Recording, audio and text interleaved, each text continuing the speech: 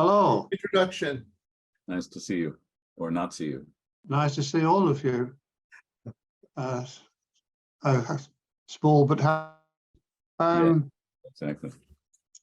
I introduced myself. Yes, I mean I'm. What do you on earth that day? I've been retired. I've retired for the last 12 years, but I've not stopped being academically active. And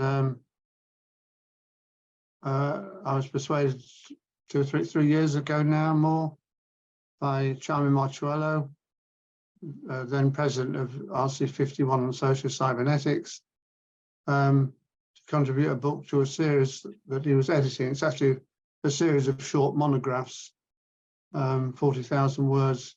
I was, after a certain amount of begging and pleading, was allowed 50,000 words. So, but I've been involved in cybernetics all my life, more or less since my early 20s, and discipline as psychology. But I had a background already in, well, I minored in some biology and psychology and sociology. And from a long-standing involvement from the 90s onwards in RC51 social cybernetics, I ended up learning a lot of sociology too. So interested in the social sciences, but generally interested in cybernetics and all it offers, basically, its history and its core concepts, its ideas that it brings together. That's me. Peter? I started out as an undergraduate, trained in biology, was interested in theology, ended up going to SUNY Binghamton in the system science program, where George Clear, who was a student of Ashby's, had a curriculum of systems theory, modeling simulation. I went there because Howard Petty was there, and I was interested in biological cybernetics, percept action systems, epistemology, and how to make systems open-ended, how you could have emergent functions in these systems. I ended up getting into auditory neuroscience as a postdoc, studied neural coding, temporal coding of pitch in the auditory system, and have been, in the last 2 decades, I've been teaching courses related to music in the auditory system and also a consciousness studies course. And I guess I'm semi-retired, still working on trying to understand how the brain works and writing. Paul? Great, Peter, thanks. I'm Paul Pangaro. I'm currently president of the American Society for Cybernetics. I was an undergrad and worked in a research lab, and one day Gordon Pask walked in. So I dropped out of that PhD thing, and I did a PhD with him and worked with him for a number of years, and I've been involved in the community ever since. And I'm happy to be here and contribute to the discussion for Bernard. So may I ask, which laboratory was that? It was a lab at, it was a group at MIT called the Architecture Machine Group. So it was at MIT. Yeah, Pask was a consultant, and I think was the inspiration for that particular group. And then when, I'm fond of saying that when the Architecture Machine morphed into the Media Lab, they lost the thread, which had been, how do you have a conversation with machines about design?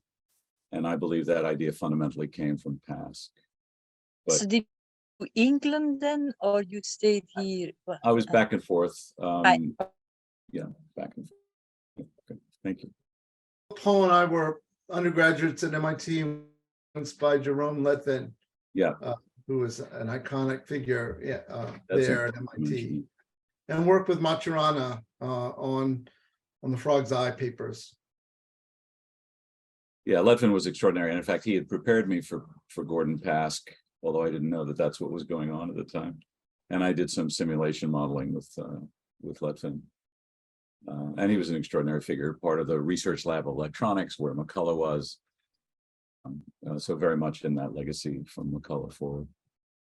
Thanks for adding that in, Peter. Okay, so we have an opening provocation for Bernard. So Bernard, we're here, as you know, to talk about part 4, chapter 4 of your book, which is a kind of glossary or a set of terms that you feel is important. And in the prolegomena of your book, you say that part 4 is, quote, a selection of what I see as the core set of concepts that cybernetics its coherence. I can't imagine what it would be like to try to select out of an entire field of cybernetics, particularly given the depth of your experience with it, what the core set of concepts was. So was it difficult to decide what was in and what was out of part 4, and what was your process like? Okay, well, initially it wasn't too difficult because way back when in 2000, I can remember running a 1 or 2 day workshop at a RC51 meeting in Brisbane, where I spoke about cybernetics, what it was and what it still is, stuff like that. I drew a program for the workshop, and I listed various topics that I would mention, as well as historical events to describe and so on, and other commentary. So that I had that list hanging around, and I reused it a couple of times, and then ran off a fellow PhD student with PASCs, along with you, Paul, another past PhD student, approached me 2 years ago now, I suppose, 7, 8, 6, 7, about constructing a network, a concept network or entailment mesh of cybernetics core concepts. So I happily engaged with him on that, and we did a few iterations backwards and forwards of mainly listing topics and trying to agree topic descriptions. And we made a certain amount of progress, but that with Ranulph's untimely death, it was very sad. But I came, and when it came to writing the book, I agreed. I had a number of possible titles in mind, but I agreed with Chimey that I'd write something which would really be could be looked at as an introduction to socio-cybernetics, but rather than use that cumbersome socio-cybernetics, I came up with the title Cybernetics for the Social Sciences. And this from the standpoint of cybernetics, coherent discipline. There are core concepts, albeit often labeled differently and with, all sorts of academic infighting about what they're supposed to mean and what the scope is. There's a lot of, there's a certain amount of agreement, but not entire consensus. Anyway, I thought, well, sensible thing is to, rather than try and describe everything as I go along, would be to have a glossary. And then when I thought about that, I thought, well, knowing what later PhD readers most people are, including everyone present, no one who's actually read my book, apart from Paul. Oh, thank you. Just as I thought. Peter, well done. Quick skim read. I can't say I've read it thoroughly cover to cover, but I don't read anything that way. So, well, I can say how dare you approach me with all your questions and you can't be bothered to read the thing yourself. Yeah, all the answers to your questions are in there, I assure you. well, it's easier sometimes to hear from the horse's mouth, so to speak. Yeah, well, I'm the horse. Come on. I've got better things to do with my time. Yeah. And I'm not charging you a fee, a tuition fee, am I? I'll consider that. No, let me carry on. The idea of the glossary, I thought, well, I really want people to engage with cybernetics in a meaningful way, as I'm talking about, it is relevant for the social sciences. So I thought, well, I'll put the glossary in the main text. So with a linear read, people can't avoid it. And the first 3 chapters were, in a sense, by way of introduction. So just sort of, I did a sort of gradual approach of trying to explain cybernetics very briefly in the prolegomena, just to give some taste or flavour of what might be in store for people coming, the notions of circularity and communication. I said a little bit more about talking about my life, and then I said something about the story of in terms of its history. So I managed to say a little bit more about some of the concepts. And then the glossary, chapter 4, or as Brill, the publishers, insist on calling it, part 4. They sprang that on me after the book had been submitted, that they used this part It's nomenclature for their publication. Anyway, so that's why I positioned it there, hoping that people would go through it. But I then spent a lot of time trying to working on the definitions, working on the list. And I made a certain amount of, in terms of definitions, then comps and commentaries. And I abandoned the idea of trying to create any kind of graphical representation of the relations between topics, because it's an entailment mesh in the sense that there's connection between all of them at some level. So that's still could be an interesting project for someone. To follow in Randall's footsteps down that route. That is another big complicated story about what that might be like. But the topics were there, and I neatly arranged them alphabetically.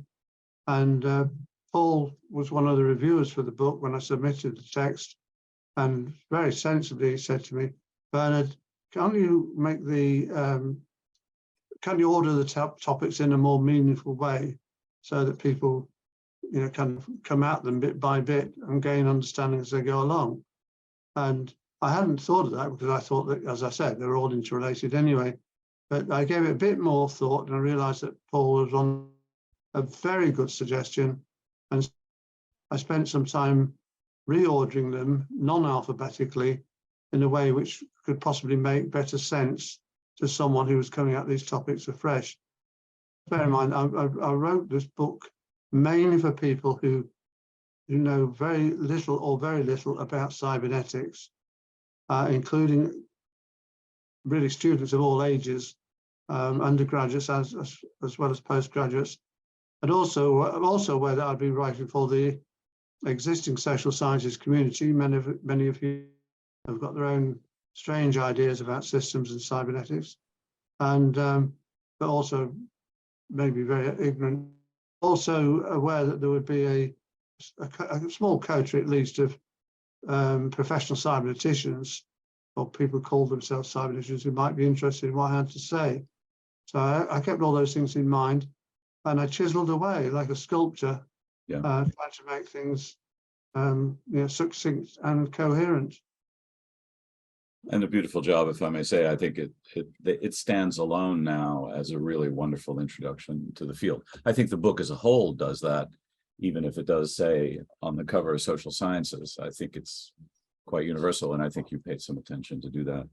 And I think the chapter 4 is a particular triumph in coherence, as even you label it yourself. Thank you, Paul. Thank The you. check is on the way. No. And with that, with that, we'll turn it over to Peter, who will take the first segment here.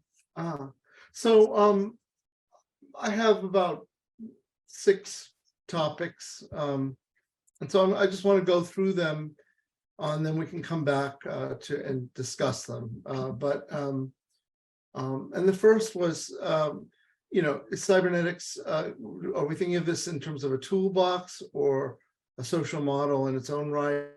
And I tried to organize those topics, basically, and I'll show you my organization. What is the role of past conversation theory? Are we including other kinds of non-Pasquian psychologies? Laws of form, where does that fit in? And related to that, where does self-reference, self-description, self-production, self-reference fit in? And then finally, the relationship between an individual within social interactions. You guys discussed Vygotsky and Piaget last time, so it's sort of a of that. In terms of my thinking about these topics, these definitions, I put them in about 4 different domains, and cybernetics being the design of effective action or systems leading to considerations of percept coordination action systems and simple adaptive systems like feedback systems, and then self-constructing and self-organizing systems. And then I see second order cybernetics as the study of interacting, self-constructing purposive systems. I have some questions and we can get back to those. From cybernetics, you have epistemology, systems theory and general systems theory, and there are ideas about general ideas about knowledge and observers. Peter, we can't see. Are you not showing us your slides? I am. Oh, I thought you could see them. No, I can't. I can Oh, see you can't. they are being shared on Zoom. I can see them. Bernard, are you on a phone or are you on a laptop? I'm on a desktop. Okay. So Well, there might be a window that you need to maximize. I have no idea what I'm supposed to do. I'm on full screen at the moment. It says I'm viewing Peter Cariani's screen. If you minimize the panels with our heads on them. Let me see. View. No idea. So Bernard, it does say you are viewing Peter Cariani's screen. Well, when that- Peter's speaking, I can see Peter. I can't see his slides. But does it say you are viewing Peter Cariani's screen? Did you say that? Well, when he speaks, I can not seeing. Oh, Okay. yes, if you are viewing Peter Cariani's screen, then I've got view options. You need to use a side-by-side gallery. That's it. Brilliant. Thank you very much, Jason. Okay. You And see I'm it telling- now? Sorry. Yeah, I can see the slides. I can see Okay. slide number 6. Yeah, so this is just how I would organize all these topics. Yeah. And cybernetics, feeding from simple feedback systems to self-organizing and self-constructing systems Yeah. to then interactions between those. Okay. I have some questions. We'll come back to them. Well, would you like me to comment as we go along, or wait until you Well- finish speaking? Well, I'd like to just go through them in about Okay. 4 minutes, and then we'll come back, I think. Okay. So, there's epistemology, systems theory, and general systems. And there are topics that I think fall more squarely in those areas. And I don't have quibbles about the expansive definitions of cybernetics. I'd like to talk more about where we situate past conversation theory within cybernetics and within the social sciences. And how does past deal with P individuals? And are there other non-Paskian sciences that maybe we should think about as well? And it's always been a perennial question of mine where we situate Spencer Brown's laws of form within both cybernetics and within social theory. And I have some questions about that and about related questions about self-production versus self-reference.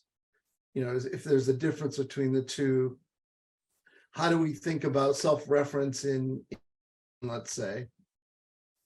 And then the final one is going again from your discussion of Vygotsky and Piaget and into the next chapter, communication as conversation, on how you think about the construction of meaning, whether it's an individual construction or social cultural determination, a la Vygotsky.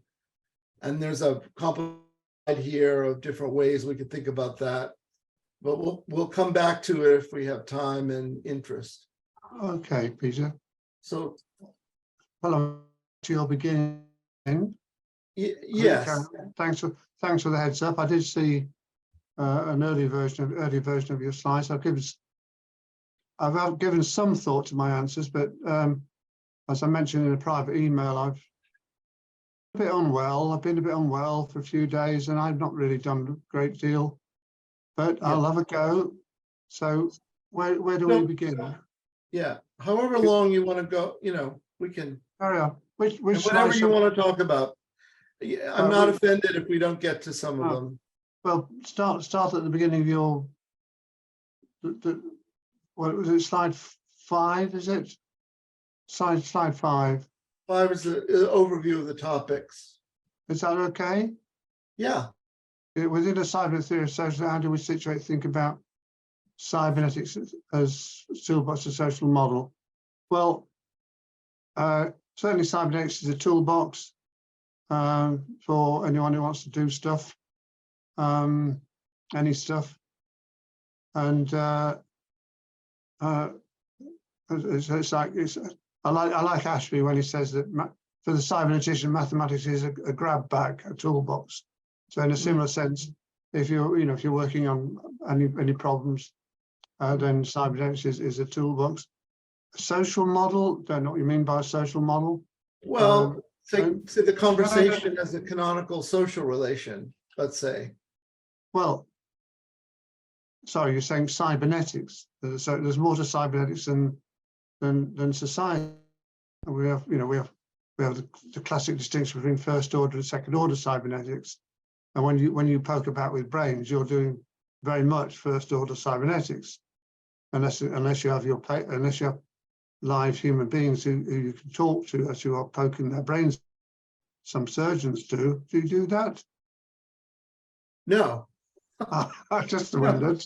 Okay. But So- I don't think it's purely first order in this. Yeah. We're Well, always mindful of our observables. Well, let's bear in mind things like the Macy conferences were feedback and circular causality in biological and social systems. So we have the cybernetics relevance for social systems right at the outset. And although Wiener's 1948 book with the title Cybernetics didn't dwell particularly on he did write the follow-up book, The Human Use of Human. And we had Gregory Bates, and then we had various psychiatrists involved, including McCullough and later Ashby. So the interesting the first cybernetics is about the social was there right from the off. So I don't see any problem with that as well. The question is, my more specific question was, so in terms of conversation theory, do you see that as sort of a tool, or do you see it as sort of a canonical representation? I shouldn't use that word. A canonical model, let's say, of human interaction. I mean, well, yeah, okay, Peter. No, it's both. There's nothing so. Let me see. It's Kurt Lewin said there's nothing so practical as a good theory, and past theory is a very sophisticated, very detailed theory of cognition. Well, going by the title of his book, conversation, cognition, and learning. So, and psychology, right down to the level of brain processes, basically how the brain and the mind interact. Use that simple terminology, but at the same time, it's a tool. And if you're conversant with, so lovely, I wasn't expecting to say that. If you're conversant with conversation theory, then you'll find it's a very, very useful tool. It immediately gives you a framework with which to analyze, observe, characterize, and describe conversations, whether it's what someone's saying or what you think they're intending to say. And it's got a lovely set of concepts and tools where you can set out your thoughts clearly about someone else's thoughts, and also have a go at setting out your thoughts about your own thoughts. So it's all lovely. I mean, I absolutely think wonderfully engaging is sub-theories of individuals, different kinds of individuals, is sub-theory of conversational domains. They've all got a place to play in this game, in game of human interaction. So yes, it's fabulous, and it's Agreed. a pity. It's pity few more people don't know about it. Agreed. Yeah, Peter, you weren't suggesting that these two things, toolbox and social model, were mutually No. Yeah. You know, and has anyone taken, so there are these communicative theories of social systems like Habermas or Luhmann, but they weren't based on past conversation theory. Is yours the first sort of proposal to be based explicitly on Pask, or are there other social theories that took off from Pask? That's a funny question, Peter. Funny, sorry. I I mean, I'm just wondering if there is another social theory out there, Paskian. Well, there are dozens of looking ahead to non-Pascal, your point, the next point, point 3. May I interrupt? I think, Peter, you meant to say Luhmann was using George Spencer Brown instead of Pask. Is that possible? Luhmann certainly didn't use Pask. Exactly. So I think that was why the question sounded funny, because you said why Pask instead of. I think you meant to say George Spencer Brown, but either way, I rest my case. Well, yeah, but neither Pask nor Habermas, sorry, neither Luhmann nor Habermas used Pask in their work on communication systems. And what you find in Luhmann, who was, as everyone knows, read a lot and quotes a lot, he mentions some of Pask's early work on self-organization, but that's all he mentions of Pask. Nowhere else in his writings does he say anything about Pask post 1970, when conversation theory was developed. So, but as far as sorry, Peter, you've jumped ahead to a couple of slides. This is where I had the other related questions. Oh, okay. Well, let me finish. Let me just finish what I was saying. Actually, whatever slide we were looking at, slide number. You're asking about colleges. That was the next point, number 3. So go back. I'd like to. So all right, I'll go back. I'd like to have the opportunity to reply to your questions. Thank you. Yeah, these are the higher level topics. Well, let's at least do a dusting over them, and we can get them out of the way. Yeah. And the quick answer to the non-passing psychologists is that there are dozens of theories of communication, interpersonal interaction, at all sorts in the social sciences, in psychology, sociology, anthropology, and so on, all sorts of stuff. And many of them are fully compatible with cybernetic approaches, in that they are about process, and many are compatible with conversation theory. There's a psychotherapist called Graham Barnes who has written about all sorts to do with human psychology and pathology, who is based his work on Pask.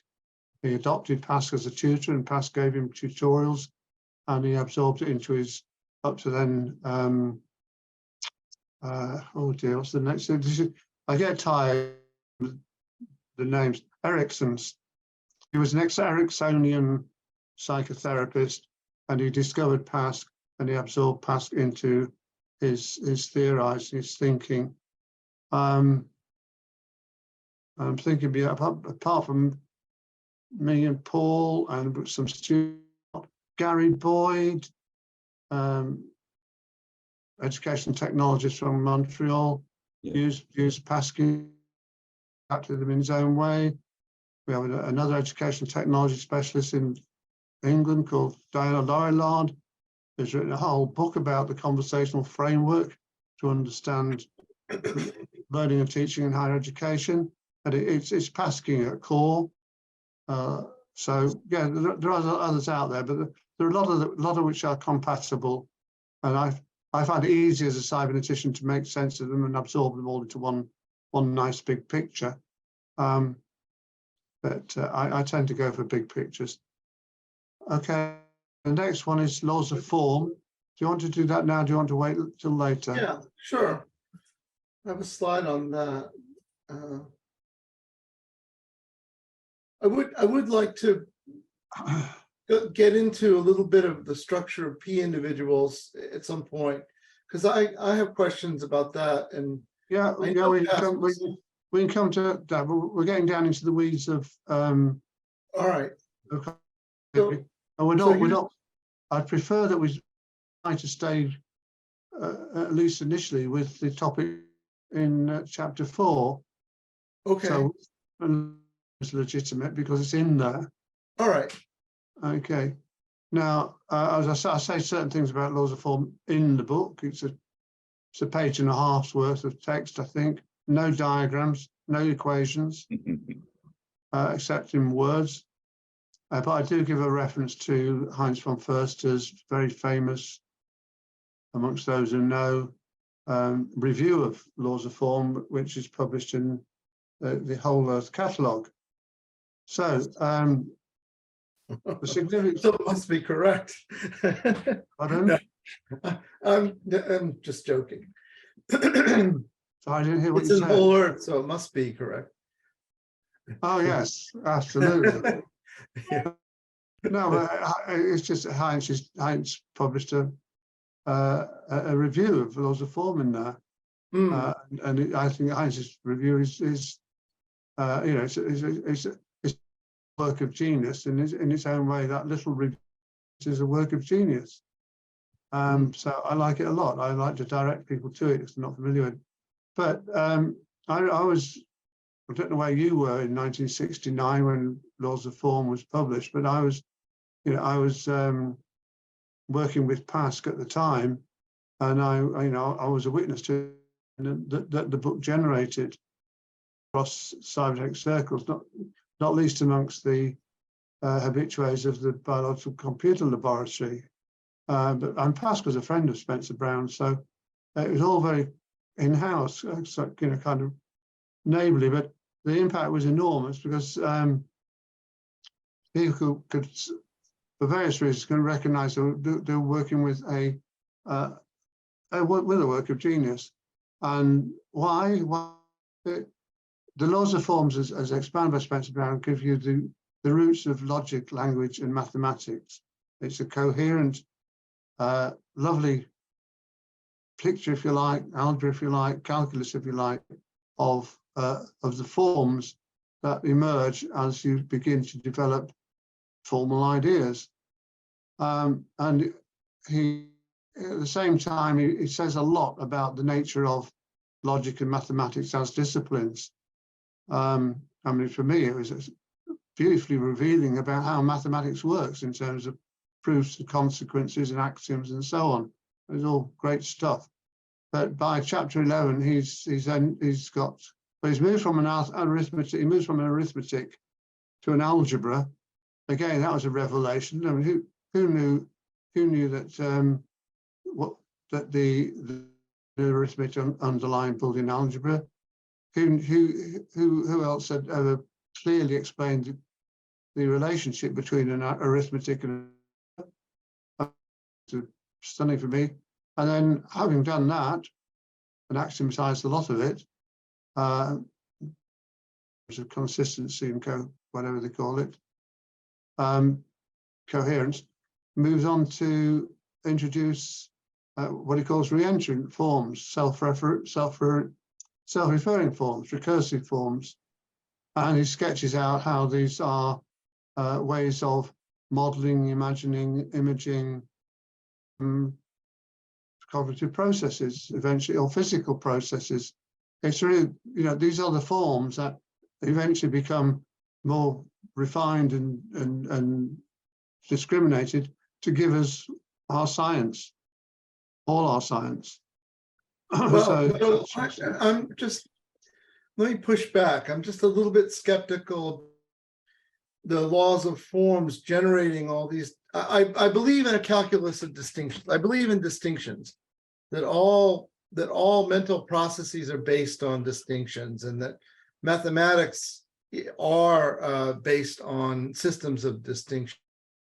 Where I get a bit nervous is where people are talking about potentially infinite reflections and recursions and self-references, and basing whole theories and like knowing, doing, epistemology on cognition, volition, time and space, dynamical systems. Oh dear. I mean, so are you speaking poetically there? No, I'm speaking in a thoroughly cybernetic spirit to abstract out commonalities where they exist. Now, as far as I'm concerned, one of the big lessons from cybernetics, discourse is full of, well, conceptual confusion and also vocabulary confusion. There's all sorts of stuff, distinctions made, and words which are at bottom, at heart, are saying the same thing or referring to the same phenomenon or the same kind of form, if you like. Well, all distinctions are distinctions, but not all distinctions are mappable to each other. Well, in my particular case, I'm arguing that there is given the laws that could you recite the laws of form for me, please, Peter? No, I can't.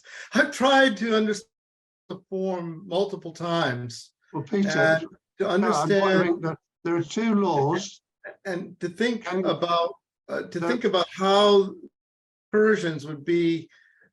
How would they appear in neural systems, for example? Recognize it as a brain. Give me, Peter. I'm not talking about applications. I'm talking about the laws themselves. There are two laws. Draw a distinction and. No, that's the command to the reader. Yes. Introduce the form of the laws of form. Now, there are two laws. One is called the law of calling. Can you remember what it is? No, you tell us what you think. I'll tell you. The other one is the law of crossing. Well, and he turns these into the two initial equations for his arithmetic. But in words, the laws are, the law of calling says to call a name and to recall the name or to call the name again is the same as to call the name. In other words, if I say Peter, Peter, I've not said anything more than if I just said Peter. So it's a model of in naming. So naming, to name the same thing twice, just as the same as naming it once. So it's to call, to recall, it's called. Now these are sorry, Peter. The second, carry on. What don't you understand? I have problems with reference. I must say, some of it, let alone self-reference, but reference. Exactly what does reference mean? When you say calling and naming something, that's not a simple process. So I want to know, as an observer looking at some natural system, how do I distinguish distinctions in that system? And Peter, I'm trying to talk to you about. You've asked me to talk to you about the laws of form. I do understand the So labels of- let's come up with an example of application of this calling to a social system or social interaction. Maybe that would be Well, where does it you fit and- into conversation theory? Peter, you and I are having a social interaction. We're having a conversation. Yes, But both those labels of various kinds. We're making distinctions and we're labeling in various ones. Now, if I say, yes, so I distinguish you and say, Peter, I've distinguished you and I've indicated you, I've given you a mark, I've given you a label. but the labels are not simple, and they're not, Peter, they're in our minds. They're in each of our minds, well, right? There's not a well, now you've something come up out with- there that we're referring to, right? That would be the correspondence theory of truth. That's not nothing to do with it. We're talking about the use of labels. Okay, now is there are you sitting at a desk? I am. Okay, well, if I say, oh, Peter's sitting at a desk, have I said any more or less than if I said Peter's sitting at a desk? It's just, No, so that's the first bullet. Yeah, I agree To with repeat- that.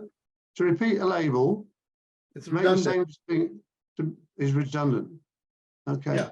The second law is the law of crossing. And it says to cross the boundary of a distinction or move from one side to the other is not the same as to recross that boundary.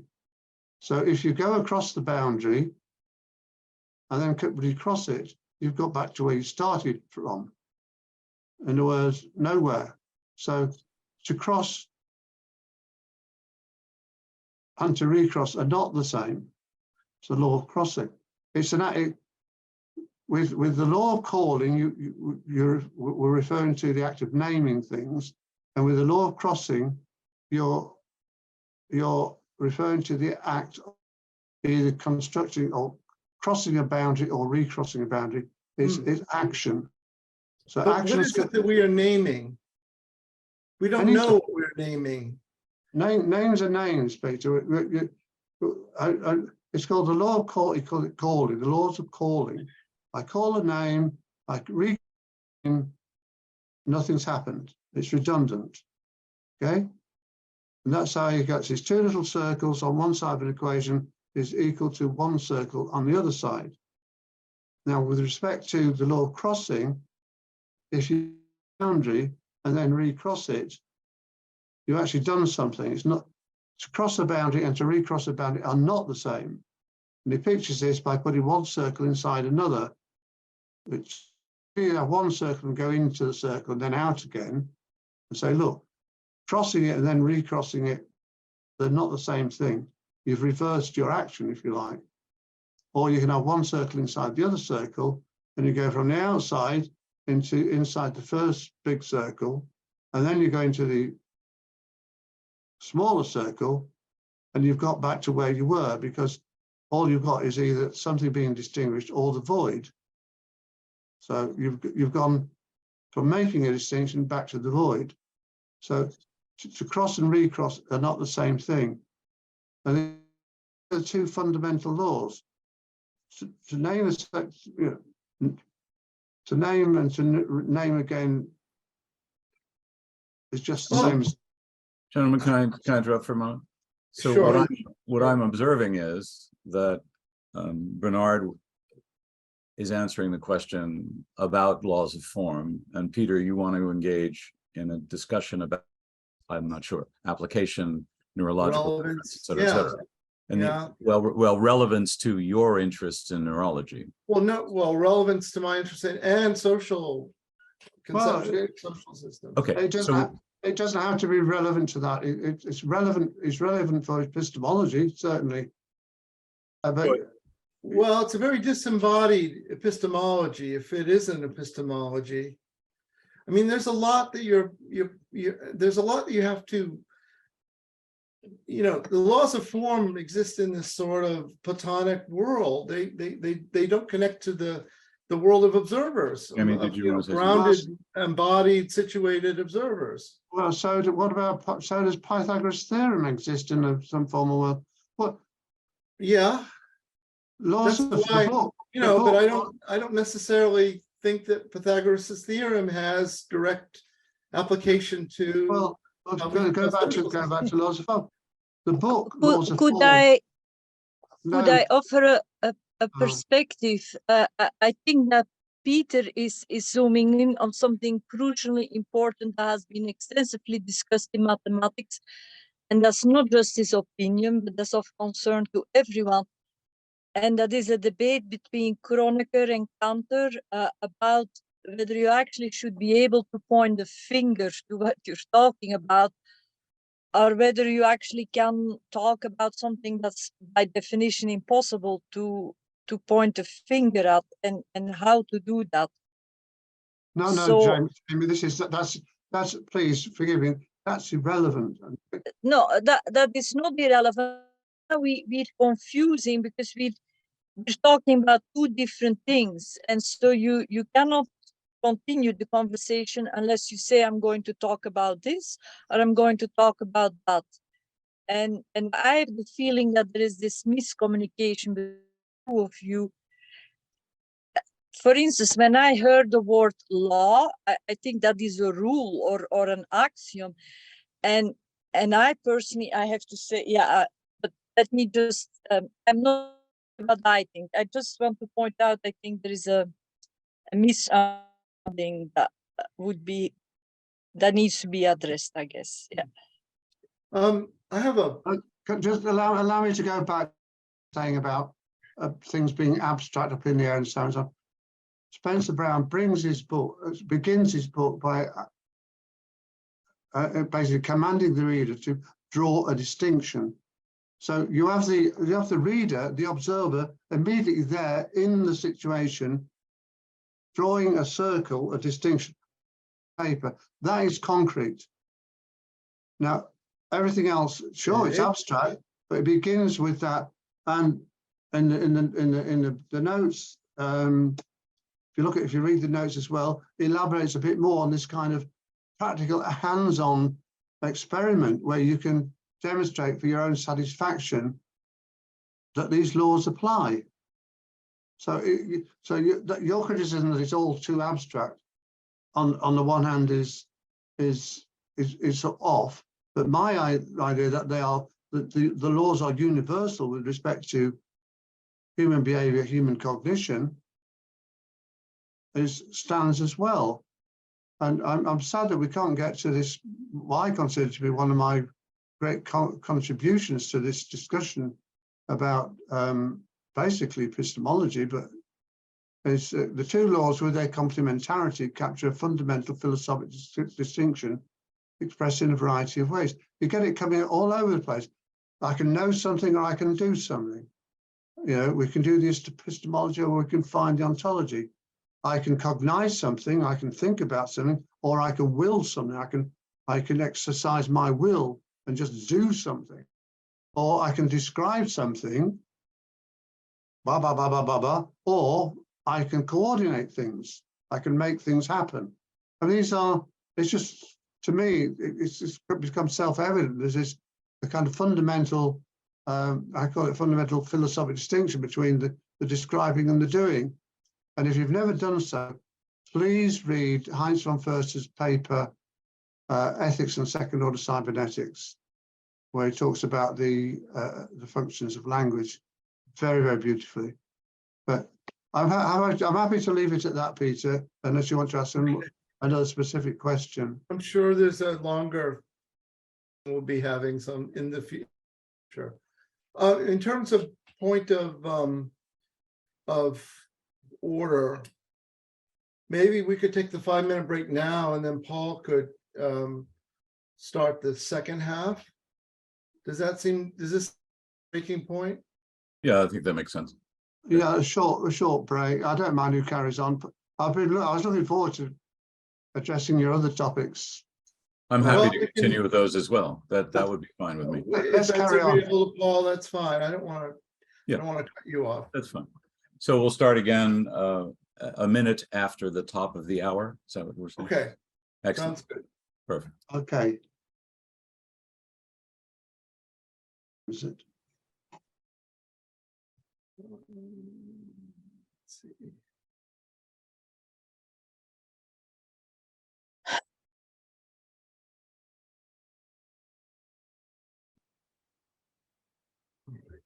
All right.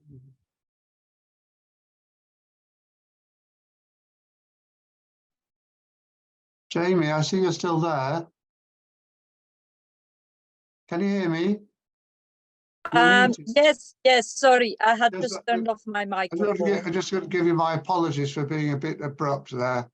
I was trying to keep three ends of a discussion on the go, and then other ones coming in. I wanted to get back to a particular thing that Peter had said, so I didn't mean to rush over what you were saying, Yeah. because what you were saying is, of course, fascinating in the history of mathematics and the philosophy of mathematics, whatever you want to call it. And I'd love to sit around and chat about that, but that's not what this conversation is about today. Sorry, but Bernard, I was actually trying to say it's super relevant to what Peter is telling us, and to just say that the conversation is not going on between you and Peter here, but also in mathematics at this very moment. So that was the reason I brought it up. My point is, Yeah. Okay, Jack. if you want, there is really a movement, it was really a movement in the science system, change that system. They have to react because there But is Bernard, I do understand maybe that Yeah. is for a If you kill separate it, dedicated it's Club gone. of Yeah, I Remy love session. these conversations. I must take it. Hello, Chime. I must now take a break.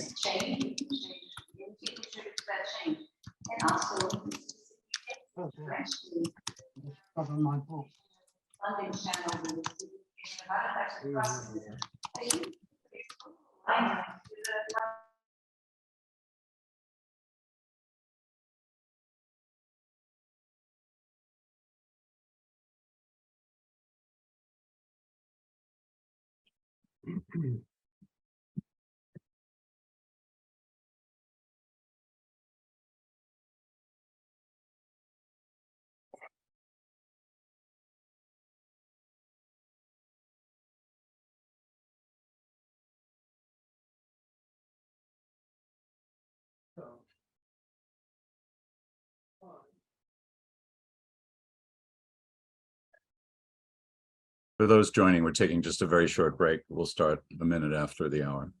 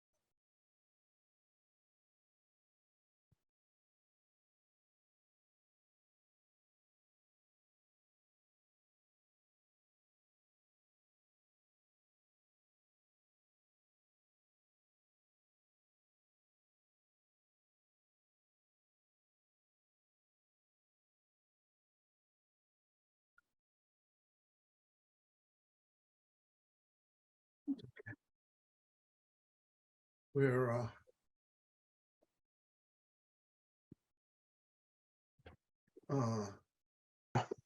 Bernard is back. Hello, Bernard. Break. Hi. Had a couple of people join. I It's not saw quite Chime was here. We may have scared him off dark. already. I need to grab another jacket. I'm cold here. I'll be right back. Okay.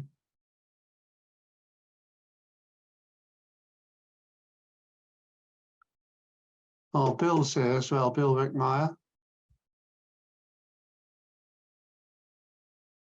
Jerome Warren, I don't know Jerome.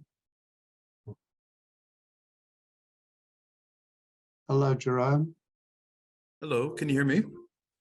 Yes, Yes, just to say hello.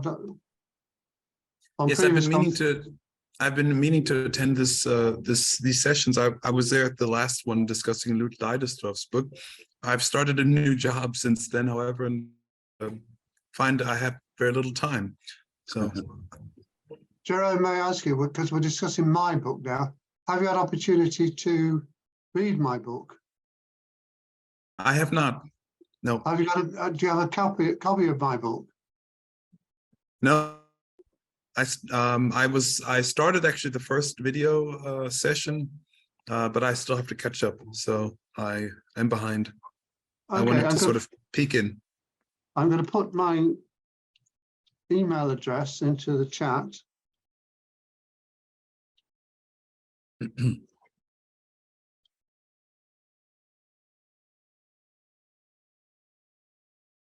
So there's my email address in the chat. To email me with your, obviously with your email address, I'll send you a PDF copy of my book. It's only 150 pages, 50,000 words, and it's written in incredibly clear, simple, plain English that's quite true. that a 12-year-old could understand. Well, Well, I would have, Gordon would have done it at 12 years old. yes, that's true. Yes. True. So I just wrote you. Okay. Well, when I next check, I'll No problem. I like to get these things done before I forget. So I've just written it. Thank you so much. Fine. Thank you, my pleasure. And then afterwards, you should feel, if you do get around to reading the book, you feel free to contact me personally with any follow-up questions or queries you have. I mean, I'm only too keen to talk cybernetics with anybody, but and also very happy to promote that little book. I was going to say, are we going to start now? Yes, I was about to say that some folk have joined very recently. I don't know whether that was a time zone situation, but we've been going for about an hour, and we were in the middle of a series of questions that Peter has proposed, which I feel like Bernard would like to have more time with, and I'm very happy to yield my time to that discussion. So Peter, if you want to carry on, or Bernard, if you had a place to go back to. I just wanted to give us time to sort of jump over the humps, as it were. I thought we should at least say something about numbers 5 and 6 of Peter's main topics. Number 5 being self-description, self-reference, and social reference, and number 6, relation between construction within individuals and within social interactions. Now, with respect to chapter 4 of the book, which we're supposed to be discussing, I'm not sure what I say in that chapter with specifically about self-description, self-reference. I mentioned self-reference certainly with respect to laws of form. I don't know what social reference is, but I suppose my first words is to say that these are labels. We're looking at some labels there, and it's not clear what distinctions you and I are making as individuals. Yeah, that's why I want to talk about it. Okay. Right, So we can clarify. Yeah. So, Yeah, okay. There's this famous drawing by Pask about with these homunculi inside of the head of a mind of this person. And one of my questions is always, so I'm entirely on board in terms of self-production and regenerative organization and structure. And I also think that, consciousness is a product of that. We'll talk about that in the. What is a product? What is a product? Let's not talk about consciousness now. But so I'm entirely on board with No, the notions of, consciousness is chapter 8, Peter. yeah, I know, yes, we'll put that off until chapter 8. But what I've always I've always had a question about in terms of self-production versus self-reference. Again, I get hung up on this whole notion of reference, and you know, maybe it's because I come from debates and polemics against the realist view of, you know, truth as reference, and the notion of referring unspecified objects that are supposed to be real in some sense, and that everyone's supposed to know what they are. So if I say cat, you know, that's going to evoke various conceptual activations in your mind. But there is no objective thing out there that that we can describe in terms of the properties of an archetypal cat. So I just want to get into a conversation about all of self-reference in your mind, in your theory. Bye, Margaret. Bye, Jamie. Jamie's Yeah. got to leave.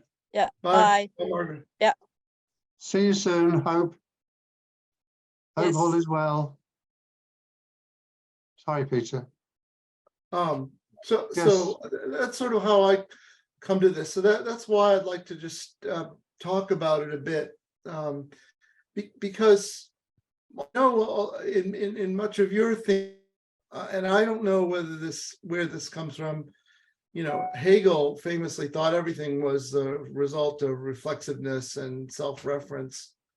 But is there a difference between self-production, material self-production, as an autopoiesis, and self-reference? Is an autopoietic system, you know, on the molecular cellular level, self-referential, or in what sense is it self-referential? Okay, let's using those terms. thank you. Well, it's terms, and it's up to us to decide how to use them and Yes. discover that we're using them in different ways.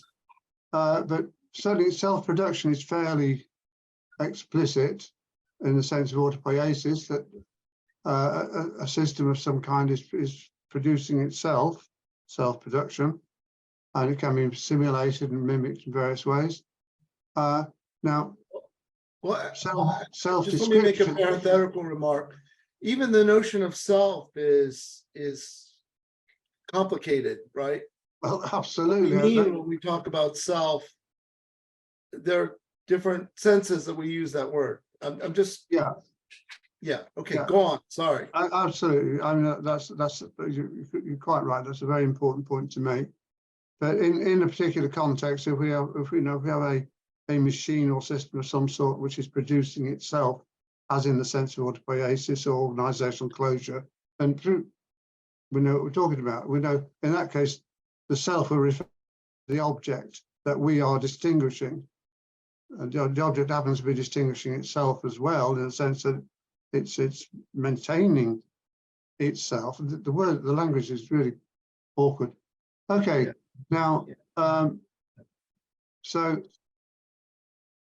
self-description, well, that to me, description implies that someone is using language, like as to what I am now, and that to self-describe would be for me, the language user, to start describing myself to you or to myself.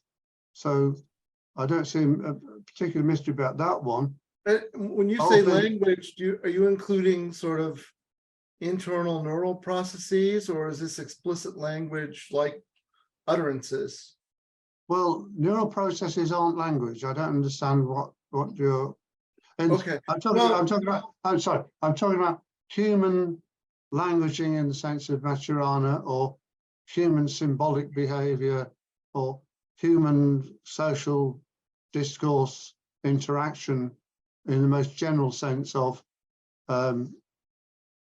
humans interacting with humans. Okay, what you and I are doing now. Exactly. All right.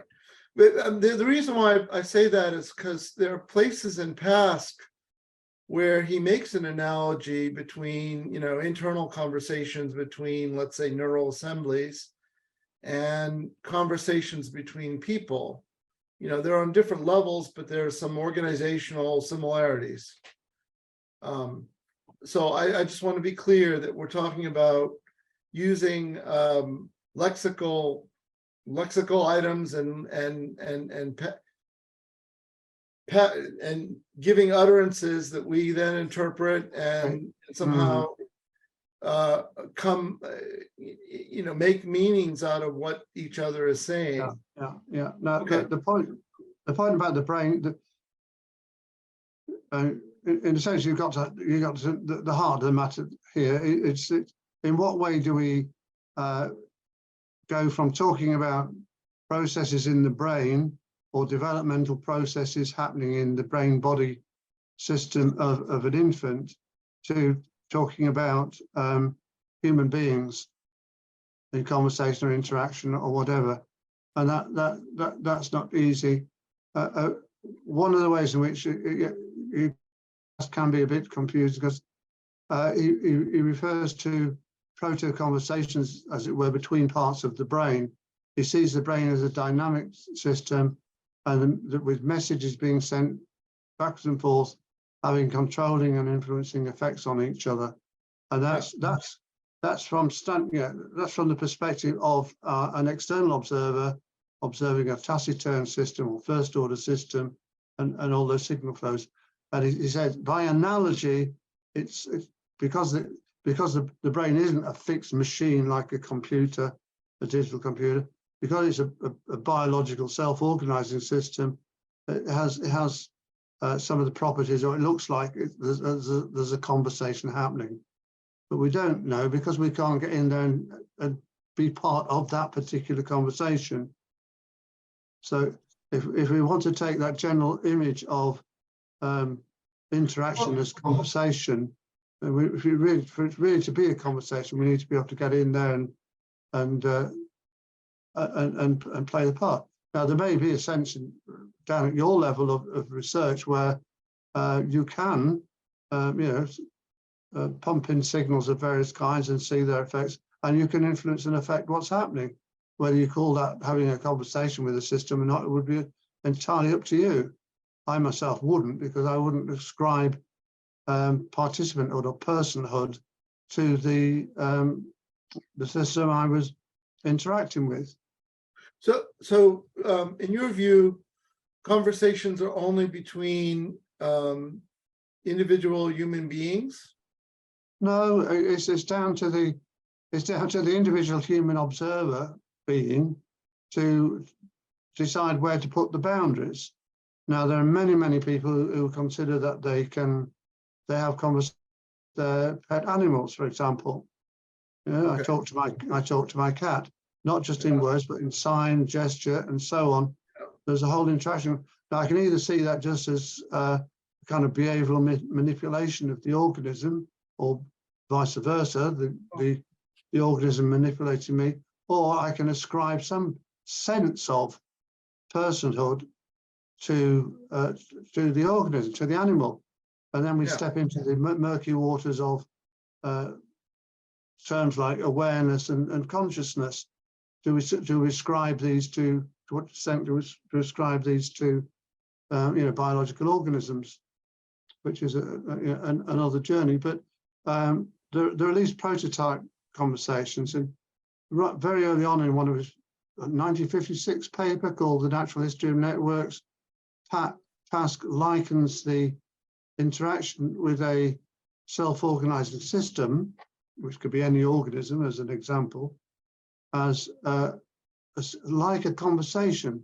And he says that the natural historian, when it goes into the wild and begins to interact with a living system, a self-organizing system, ends up engaging in a form of conversation, in that both systems are learning about each other and responding with some awareness with respect to each other's behavior.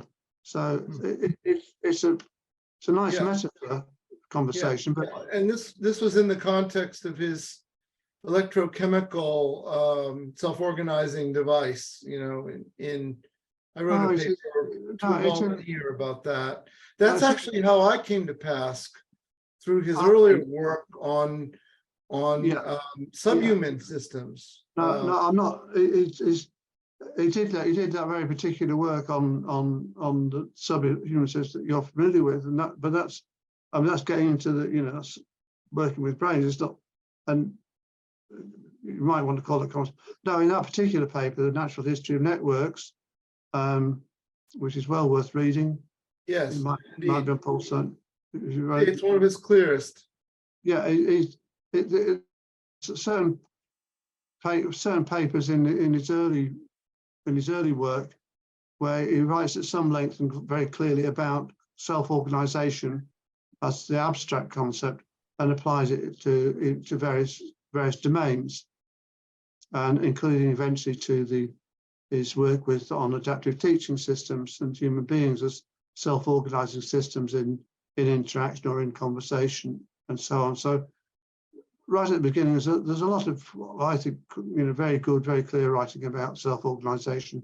And he did his own experiments. He worked with von Förster. He was known by some people in those early days, according to von Förster, as Mr. Self-Organization, because he made it such a central piece of it. He's thinking. Well, it was a thing. It was a thing in the early 60s. Yeah, There were about 3 or 4 conferences, big That's conferences right. on self-organizing Pask systems. attended them, and Pask did experiments, and he wrote about these things, and he was so central enough in those conversations to be referred to by some, or by Heinz von Förster at one point referred to Pask as Mr. Self-Organization.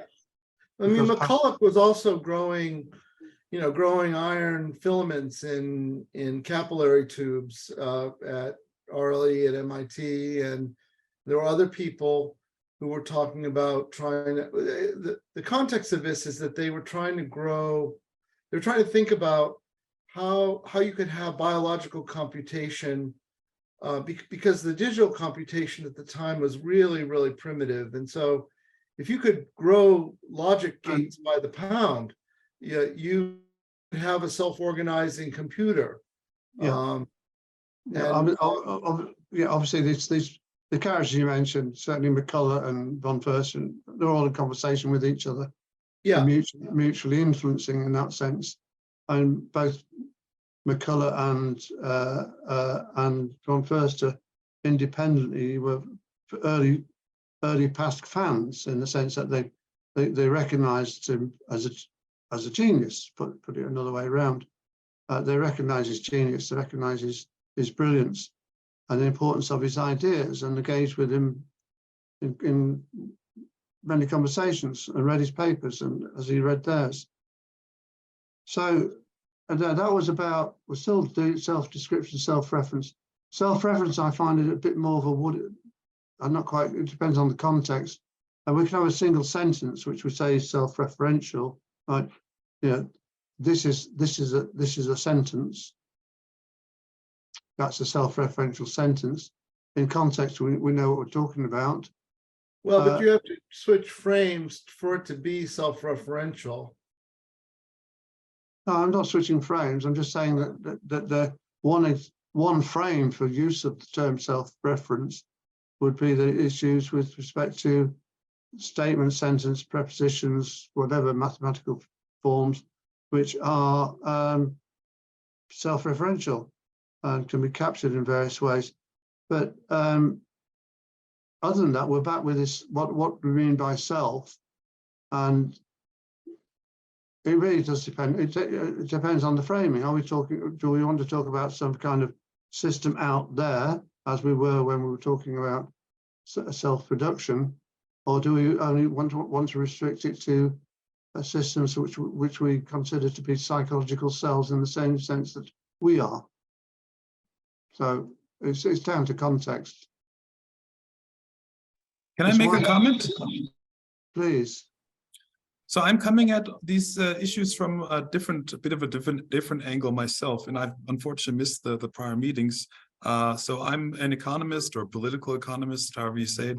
And so I'm looking at issues like production. And so when I hear a question like, what is the difference between autopoiesis and self-reference? I'm thinking of issues like planning and, which of course involves communication, which involves self-reference. If I say, I, Jerome, would like to, produce so much wheat so that I can save over the winter and so on. So this is, self-referential.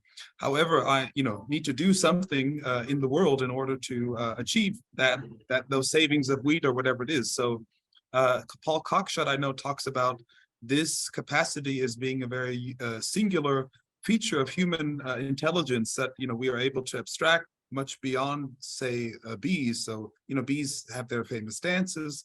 However, they're limited in characters, if we call them characters, to about several hundred, 200 or 300 different types of messages that a bee can communicate. And whereas human beings with our syntactical, the words, we're able to, we're able to string together basically an infinite amount of ideas that are as concrete or abstract as we would like them to be. So I think we're not infinite.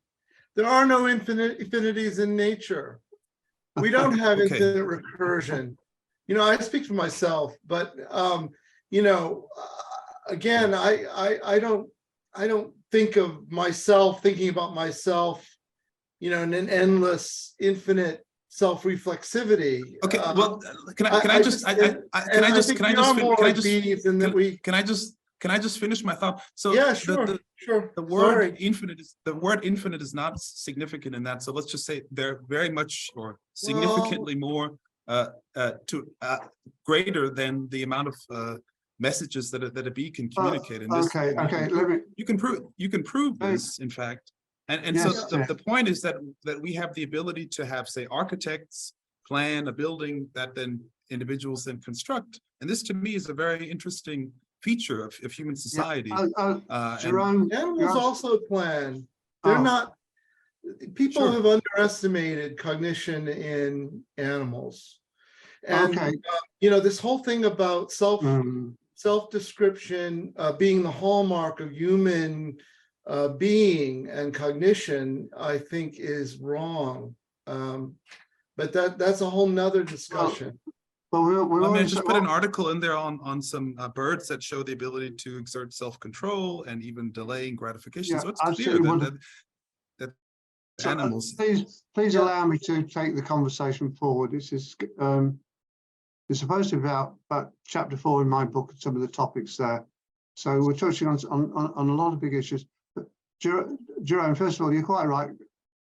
We human beings we can use language. It's generative. We can come out with a potentially endless stream of new productions in terms of what we say. But it's never endless. Potentially, I said potentially. Thank you. I don't know how long you're staying around. This is Chomsky. Bernard. Peter, let Bernard finish. He's in all right. Sure. Yeah. But we could go on endlessly. Yeah, but there are ways in which. But put it another way around. I'll just quote Heinz von First. We need language. Human beings need language to talk about language. Once we start getting into what is language and limits, blah blah blah, we go down a wormhole, and you can look at what Pascal has to say within conversation theory about that, and what Lars Lerfing has to say with his autologic about that. There are epistemological limits of what we can say and do with respect to language. And also, I repeat, please read Heinz's paper, Ethics on Second Order Cybernetics, because he deals with these issues about languaging and using language very, very well. So we have this powerful tool, but it's also a tool which has, there's a mystery attached. There's a whole mystery attached to being human and being what we are as human cells. Much as we might see similarities with bees and trees and bacteria, I mean, we are peculiarly human at the moment, anyway. And as for the and as for computers, they're still they're still crude devices. So thank you, Jerome. That was really good. Read on that, yes.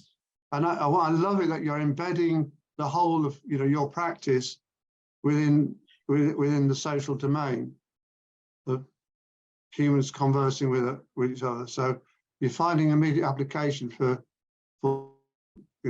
conversation theory and cybernetic understandings of human society and so on. Peter, we can now go to number 6 on your list: relation between construction within individuals and within social interaction. Can we just pass over that very quickly by saying the problem in the language here is what do you mean by an individual? Because when an infant is beginning to construct its world, a la Piaget, the child's construction of reality, there's this early stage in which there's an early stage in which it wouldn't be appropriate to refer to the infant as a person or as an individual. What we're witnessing is what many psychologists refer to as psychological individuation.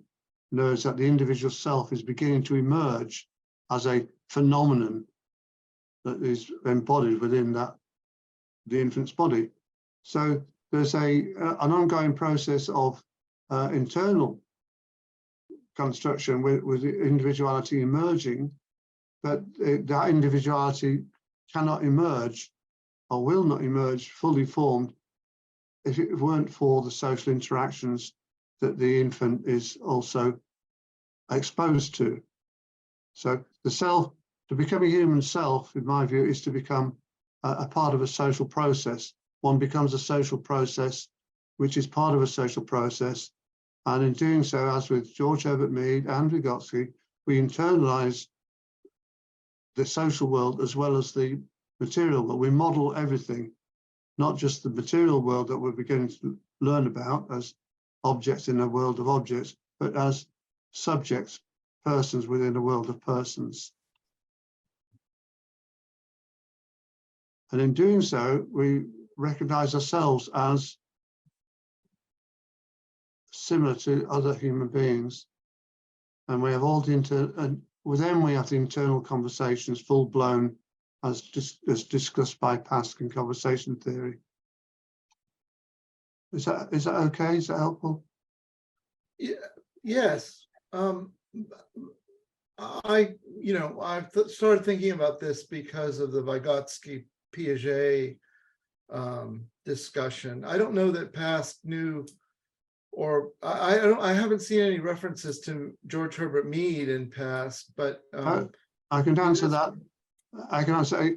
There's one brief mention, but not in the context of self as a social process, and I'd have to hunt to find it. But no, he didn't. He didn't read. He wasn't familiar with Mead. Have you spelled Mead with an E there? You've got an E on the end. Yeah. Okay.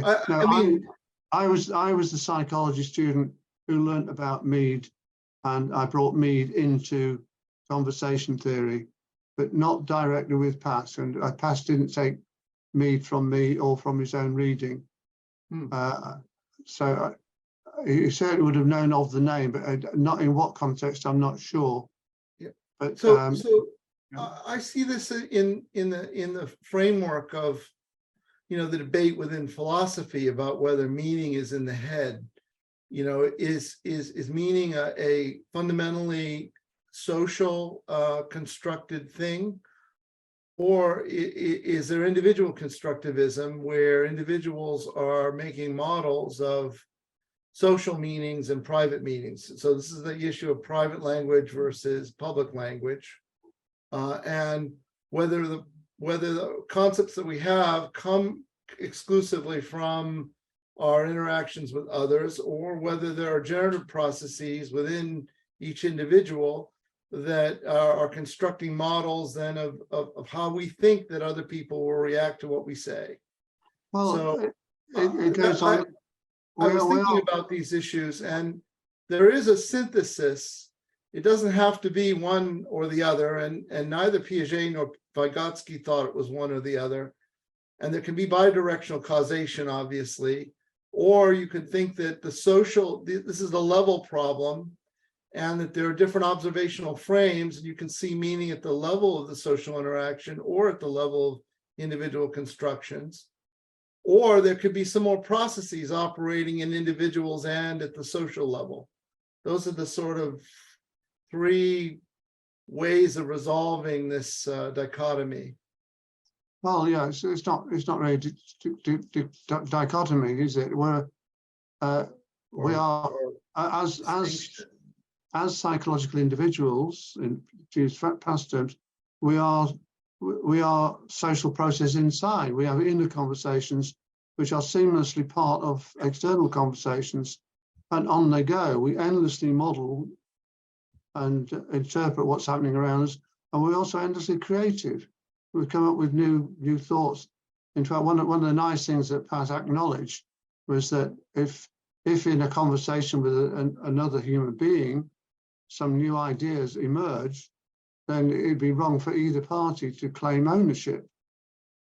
So Sure. there's a sense in which, you know, the kind of key developments within conversation theory, some of them were shared between Pasch, myself, and Dionysius Kallikoudis. And Pasch was the Grand Master, and he did some super grand theory. The immediate provocations. You use the term, you know, bi-directional causation. When it comes to human communication, it's not we don't cause things, we provoke things, and that's used in a past term. So when I'm speaking to you now, I'm not causing you to think certain things. I'm provoking you to construct your thoughts. Okay. Yeah. Call it provocation if you'd like.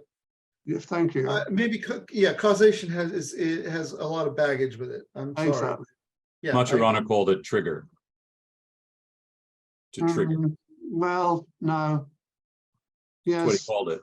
It's like mutual determination is what the idea that I Yeah. want to. You can look at it both ways around. Another way around is to think that all organisms are ready to be triggered. So, Some of carry my,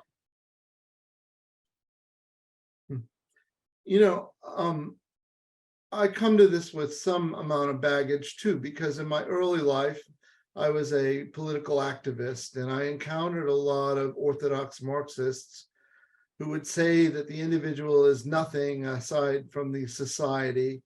And they would say that all meaning is at the social level. So they were social determinists and kind of eliminativists, with a death to the individual subtext. So that's partly why I react to something like George Herbert Mead, who thinks that consciousness is only at the social level and things like that. So that's a longer conversation. well, again, it's down at language, Peter, because we're getting back. It's chapter 8 consciousness yet again, and I don't know what you mean We when you should put say that off to. Let's put that, because I don't really mean when you say Mead says consciousness is only at the social level. That's how he's choosing to use the word consciousness. Yes. It's very different from how other people. So it's not right or wrong. It's how he's choosing to use it, if you like, in a particular context. So yeah, by all means, let's carry on. Yeah. Yeah, I think. I'm just. Paul, do you want to say things? I mean, I have quibbles about some of the definitions, but I mean, that is getting into the weeds, I think. I'd be willing to pull back a little bit in the remaining time, or some of the remaining. So we should ask if anyone in the audience has comments or questions before we continue on our own tracks. We've been talking for quite a long time. Do any of the visitors, participants have questions for Bernard regarding chapter 4, especially? Good. Not at this time. Okay. I wanted to pull it back for a minute and ask him, Bernard, these questions you haven't heard before, so I hope you don't mind them. Why do you think cybernetics has, because your chapter is about a kind of comprehensive view of cybernetics, why do you think there have been so many misunderstandings of cybernetics, and the uptake of the field has been so, I don't know what the word is, troubled, on again, off again? You know, many of us here are passionate about it, and I'm specifically speaking personally, you know, I have some consternation that it's so little brought up, understood, leveraged, used. Some people don't like the word applied, but taken into account in thinking and doing. So because you have such a coherent view in your wonderful part 4, do you have opinions as to why it's been such a challenge for others, when for you and for some of we see its coherence and its power? Well, you and I and many others within Cybernetics have gone over these topics, so nothing new to say particularly, except that there was this, it was Wiener's book with the title Cybernetics, which is embraced by the major conferences as its title. So that's where we get cybernetics. And Wiener happens to be writing in the book about some very technical stuff, much of it which is to do with you know, control systems in animals and machines. And people seem to pick up very quickly on the machine aspect, and not necessarily so quickly on the animal aspect. Except just a qualifier from that is that when with the first flourish of cybernetic ideas of control and communication, basically control engineering kind of ideas being applied to in the biological and social sciences, people picked up and adopted them, and particularly in biology. There was a whole revolution in, for example, genetics and cellular biology, molecular biology. All these things were driven by you know, the new cybernetic way of looking at complex systems, which was new and revolutionary. And the same happened in parts of psychology too. But once people moved on from that, they went back to their specialist interests and continue doing their specialist work. There's no need for them to continue to preface what they were doing, saying, well, this is a cybernetic theory of the cell. It's just, oh, this is the theory of the cell. Yeah. And so on. So a lot of this kind of the animal side of cybernetics gets taken on and adopted. On the machine side, for some reason, you know, again with the rise of early interest in bionics and AI and artificial intelligence and robotics, you know, people are talking and thinking about these things from science fiction and from science fact. Cybernetics becomes a label to sort of for all this massive applications, but it becomes refined, and the broader scope of cybernetics gets lost, and people have continued just to talk as they do still today about artificial intelligence, artificial life, and robotics. I don't know what else they talk about. Oh, of course, we've got the internet, and then we've had all the cyber this and cyber that. The technology, so it's been technology driven. And I could say, well, we also had the rise of cognitive science with this of AI and linguistics and philosophy of mind and whatever. But it's such a conceptually confused area, and I cannot forgive Varela for getting involved in that. But that's another story. I mean, it's whole decades of nonsense being written by these so-called philosophers of mind or whatever. They're still doing it. They're still doing it. You know, can machines think? What does it mean? Anyway, so cybernetics cybernetics got it either lost significance as a name for what people were doing, or it was became a label for stupid things that people were doing. So the original broad meaning of cybernetics as a transdiscipline to do with, if you like, control and communication, or to do with self-steering, which I like, or steering generally, or even complex systems, I don't mind, but or organization, you know, the study of organization, that's still there, but it's got that's just got watered down because people have wandered off. Well, they didn't. We got the systems thinking people coming in and maintaining their conceptual frameworks and their language to a large extent, and we also got other people in other areas talking. Well, later we got complexity studies and so on. So we get alternative formulations which just add to the noise. Whereas if you're going to be a transdiscipline like systems theory or systems thinking or systems science, whatever you want to call it, and cybernetics, then it should be seen as or made into one field the best we can. And the other key thought that goes with, well, there's lots of key thoughts that go with doing cybernetics and being a cybernetician, is as emphasized by many, certainly by Stafford Beer over and over again, cybernetics is about being holistic. It's about taking on the whole kit and caboodle about being alive and human and doing what we do. And we should not shy away from thinking about everything, looking at everything, and so on. Yeah, very nice. Peter, did you have any thoughts on that? Do you want to jump in at all? Yeah, you know, I tended to break things into, you know, these four domains, but certainly, you know, I'm all for synthesis and unification and attempt to put things under one umbrella.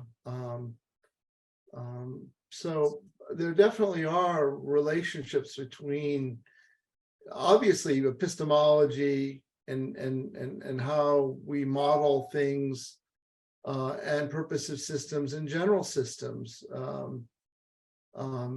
Sometimes they don't always interact as smoothly as you might think. The only other thing I want to say is I read this paper last night, actually, of Gordon Past's, and it's very clear, and it deals with how he thinks about goals in P individuals and conflict versus cooperation and stuff like that. The other thing is, for those of you who are new to the field, this book I found to be enormously helpful as a source book of cybernetics and system. But, you know, so look at certainly read Bernard's book, but also there are some other sources, and, you know, as well as the cybernetics of cybernetics, right? Unfortunately, it's out of focus. But. Well, in my book, particularly towards the end of the book, I do list some resources, places to go to, and I'm pleased you read that past, but reread that past paper, because it is brilliant. Yes. No two ways about it, and it answers a lot of the questions. Which, by the way, while I remember, given your particular way of articulating your interests and your concerns, the distinctions you make, when are you going to write your book? Well, I need to write a brain and time, and I'm, you know, I taught psychology of music, so a lot of this stuff has analogs in how we think about music and the meaning of music and social, you know, socio-cultural determination of the meaning of music versus what it does to us as individuals. So yes, I've got it on the agenda. I'm also collaborating on a book on music therapy for a clinician's manual for music therapy. You know, what kinds of things music therapy could do. So yes, I have a lot of things to do yet before I pass on, and I'm hoping to do those things. Bernard, I have a question. Actually, I was very much piqued by you. My interest was piqued by your comment that complexity science and certain other endeavors are adding a lot, as you say, adding a lot of noise. Could you elaborate on what you mean by that? And again, I have not started the book yet, so perhaps I'm just totally ignorant. I agree with that. Yeah, well, the idea of adding noise is kind of twofold. Well, I use the term noise. I mean, noise is just noise. In a similar context, Luhmann refers to there being too much excitement in the marketplace of ideas, that people endlessly coming up with new ideas. And like you as a young person, you can't stop yourself. You can't stop yourself inventing as you learn. You know, you're studying what's gone before, you're studying what's happening now, and at the same time, you're creating your own syntheses and your own original, as you see it, original contributions. And you know, maybe in 50 years' time, you'll look back and think, wow, how did you have the confidence and the chutzpah to engage in all that when there was so much that at the time you didn't know? But that happens to all of us. I'll say there's a lot of stuff out there, and whether we like it or not, we humans tend to add to it.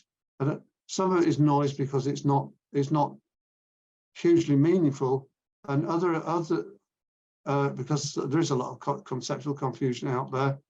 Don't mention semiotics, and there's also my joke. Yes, there's also a lot of redundancy, in that the same ideas or concepts get recycled, albeit in different dress, in different forms, and people don't see that they're talking about the same thing.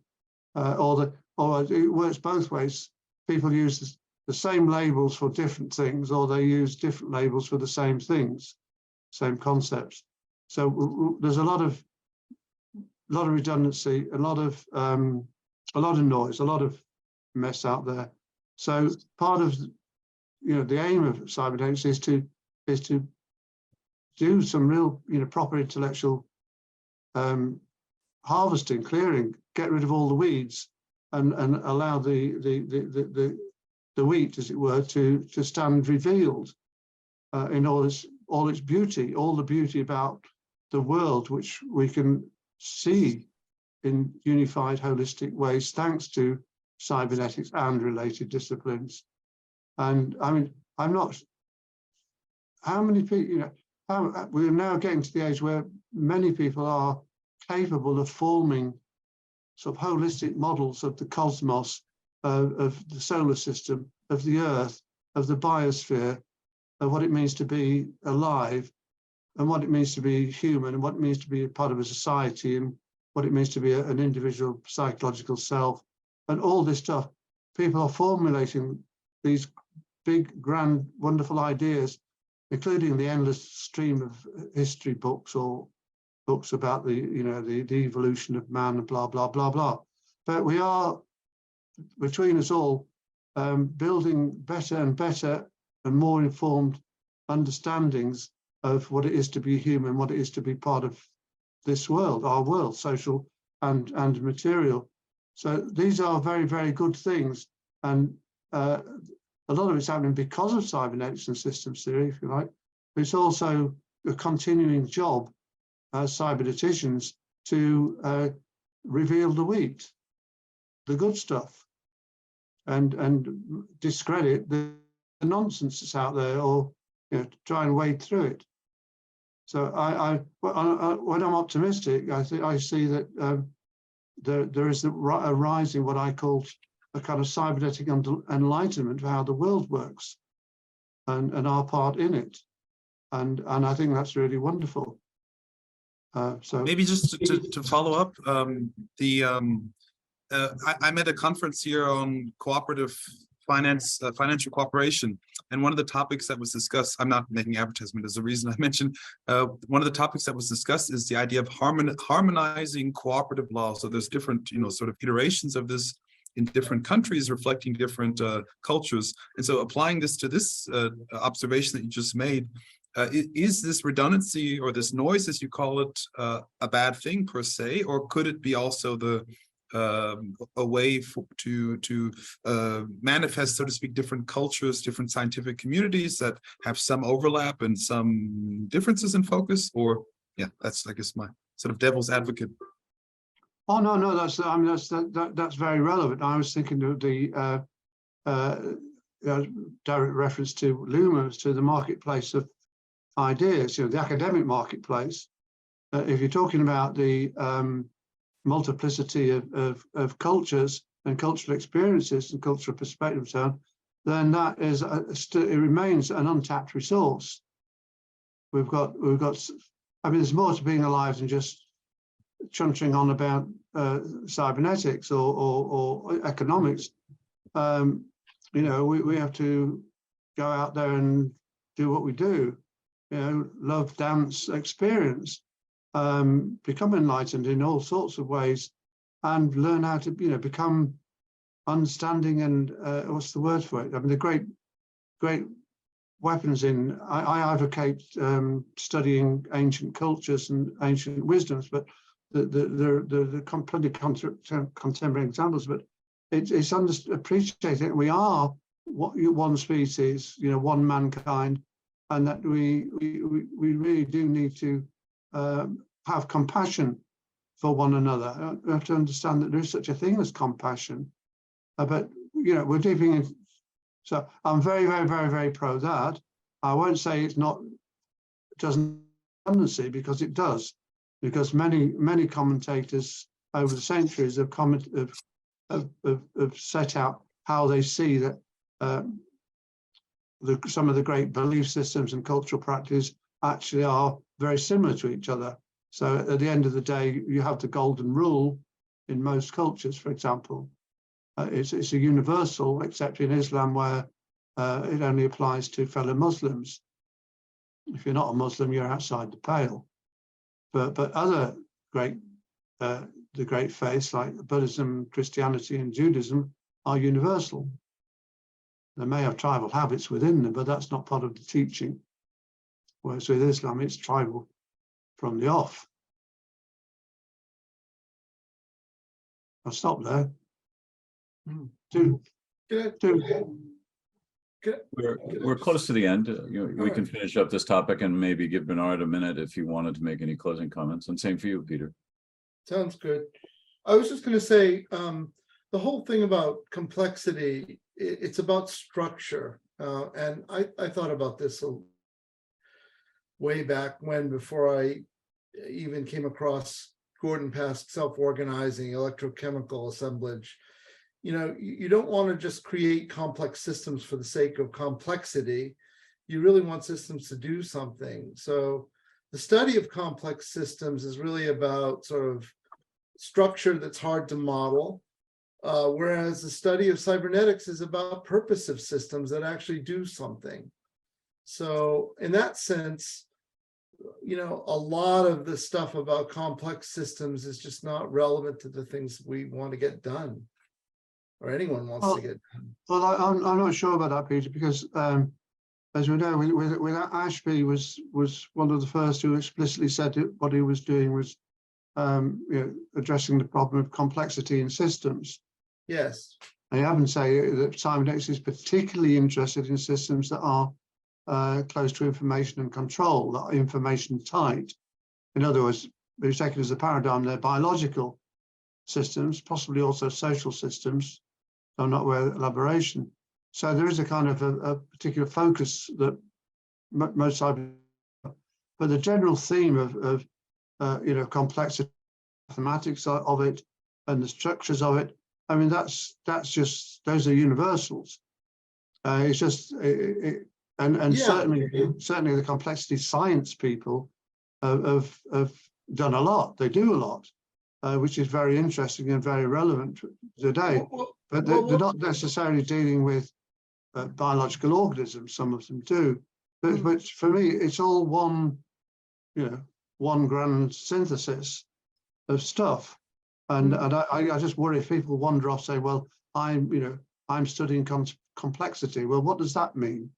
I like things to be a bit more relevant, a bit more specific. But it's all interesting stuff. Fascinating. I mean, complexity is related to the dimensionality of the models that you need to explain or describe the behavior of a system. Complexity is useful. Structural complexity is useful because it gives you degrees of freedom from which you can develop more advanced purposive systems. But in and of itself, I think studying complexity is fine, but it can contribute to the noise. A little bit. What I was thinking of when I started thinking of the the great achievements within complexity studies or formal systems work, whatever you want, is how they've helped reveal the underlying forms and simplicities, if you like, of simplicity of form to be found in otherwise baffling complex phenomena, whether it's chaos theory or the theories of how birds and fish flock and things like that. This is beautiful work. Yes, it reveals the patterns and the orders and regularities in the world around us that up to then had baffled us, or has baffled us in terms of flows and turbulences and all sorts of stuff, which were considered to be mathematically, scientifically intractable for a long time. Stop talking, Bernard. So you want some final remarks? Maybe I'll go first, and then Bernard can. That'll be perfect. And if you want to say something. Yeah, go ahead, Peter. So, I mean, I think cybernetics has a lot to give to the world. And this notion of purposive systems, interacting and self-constructing, self-organizing purposive systems is still yet to be adopted and I don't want to say exploited, but leveraged. In our computer technologies, with Siri and Alexa, we have yet to have systems that will engage and make models of the purposes of the people that they're interacting with. I mean, that seems to be essential in any kind of advanced human machine practice.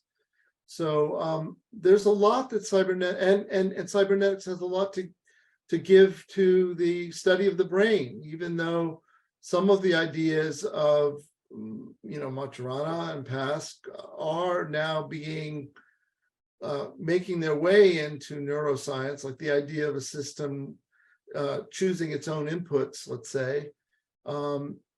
Even though those ideas are coming around, and the notion of goals and goal directives is slowly being embedded, there's a lot more explicit stuff from the history of cybernetics that I think we really need if we're going to ever understand how the brains work.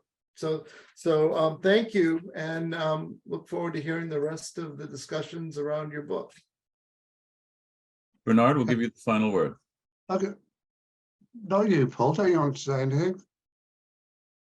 It's not like you. What about me? It's not like you to be so quiet. Not like no, you. it is. You're very good at listening. I like being allowed to be quiet. Yes, I was teasing you, but yes, you're very good at it. I'm not. Once I start, I find it hard to stop. Well, we're a good team. You're a good team. I love both of you, and I think you're both extraordinary minds and great scientists, and I appreciate the conversation and the opportunity to hear these ideas go by. Well, I just want to say thank you for those who braved the meeting and those who turned up and for at least some of it or part of it. Hey, Rod, lovely that you're here. We really ought to have a conversation one of these days, if possible. But thanks obviously to all the participants. Thanks to Jason for setting this series of meetings up.